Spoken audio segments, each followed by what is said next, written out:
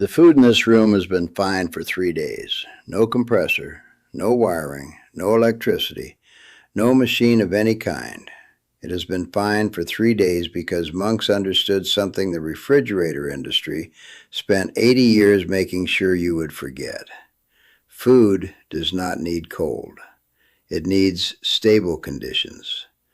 The monastery figured that out before the modern appliance industry existed. The industry made sure you never learned it. The mechanical refrigerator became a standard American household appliance in the 1940s and 1950s. Before that, American homes used ice boxes, root cellars, spring houses, cool pantries, and food preservation methods that had been reliable for generations. The industry that grew around mechanical refrigeration had one obvious interest: that every household would buy a unit, run it permanently, and replace it every decade. The older knowledge was not banned. It was not illegal. It was simply never mentioned again in any household manual written after 1950. Monasteries had no reason to replace it. The system worked. The food was preserved. The cost was zero. So they kept using it. That is what you are looking at when you see a working monastery pantry. Not poverty, not primitive conditions, not limitation. A system that never broke. Here is what the science says. Food does not need cold. It needs stable conditions. The modern refrigerator solves for cold. The monastery system solved for stability, humidity, airflow, darkness, and the specific conditions each food category actually requires. Those are not the same problem. Stone has thermal mass. It changes temperature slowly. A thick stone wall on a north-facing room stays significantly cooler than outdoor ambient temperature because it does not respond quickly to heat swings. It holds. That is physics, not folklore. Earth below 4 to 6 feet stays at a nearly constant temperature year-round. In most of the continental United States, that means somewhere between 50 and 60 degrees Fahrenheit, every day, every season.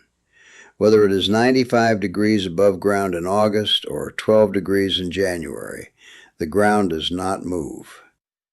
That is the same principle behind the $300 earth tube systems used in Amish country today.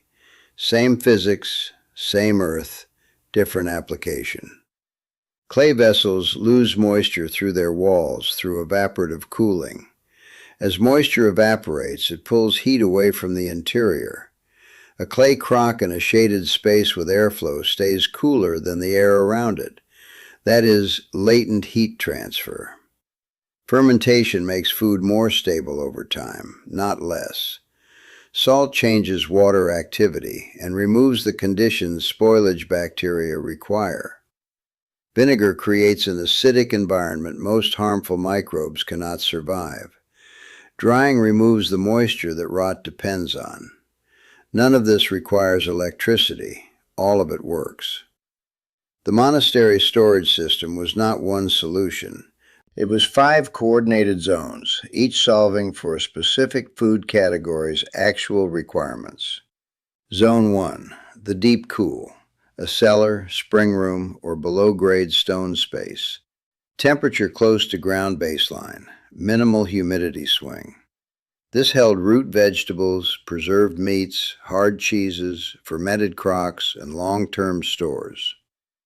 Zone 2, the cool, dry shelf. Thick-walled, north-facing when possible, with airflow and no trapped heat. This held onions, garlic, apples, dried herbs, bread, and cured foods. Foods that deteriorate faster from trapped moisture than from warmth. Zone 3, evaporative storage. Clay vessels, damp cloth over containers, moving air. Short-term protection for items that needed shielding from daily heat peaks without needing deep cold. Butter, fresh soft cheese, produce held for 2 or 3 days.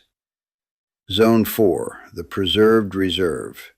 Pickled vegetables, fermented stores, salt-cured supplies, reduced broth, dried fruit, honey. These were not emergency backup. They were the architecture of a household that did not panic when the fresh supply ran short or the season turned hard. Zone 5, the hanging dry zone. Herbs, braided garlic, smoked or cured items suspended in moving air, away from ground moisture and heat buildup. 5 zones, 5 different conditions. Every food stored according to what it actually needed, not one box doing everything on a dial set between 35 and 38 degrees. You do not need to demolish your kitchen, but here is where I would start if you wanted to apply this today. Create a cool, dark zone first, a basement corner, a north-facing pantry, an insulated cabinet in a stable interior room. Move everything that does not genuinely require machine cold into that space. Potatoes, onions, garlic, winter squash, hard cheeses, apples in cool months. That one step reduces your refrigerator load immediately. Add a dry airflow shelf for herbs, bread, and cured items. Air moves, moisture does not trap. Nothing rots from sealed humidity. Test an evaporative setup, a clay pot, a damp cloth, shade, and moving air. Not a refrigerator replacement, a temperature buffer that costs nothing. Try it for a week and see what happens. Expand your preserved reserve. 2 or 3 ferments, pickled vegetables, dried herbs, shelf-stable basics built with intention. A household with 3 months of preserved food does not depend on fresh supply chains the way a household with 3 days of refrigerated items does. That is the real difference between the two systems. The monastery kitchen was not inconvenient, it was competent. It understood food, conditions, and time in ways a machine cannot replicate because a machine does not think. It simply runs. The modern refrigerator is not a miracle. It is a convenience that became a dependency so complete that most people never stop to ask whether the dependency was necessary in the first place. Monks never asked because they never needed to, and the food was fine. Not that you should remove your refrigerator tomorrow, but the system underneath the system, built from stone, airflow, clay, fermentation, and preserved knowledge, was never broken. It was simply set aside. If you have a basement, a root cellar, a cool pantry, or a family method for keeping food without electricity, I want to hear from you. Tell me your state. Tell me what stays cool naturally in your home. Tell me what your parents or grandparents stored without a machine, because that knowledge is still alive. And next week, I'm going to show you the exact monastery vinegar method that kept stone kitchens clean, bacteria-free, and odor-free for centuries without a single chemical product on the shelf. The formula is 3 ingredients. The result lasts longer than anything under your modern sink.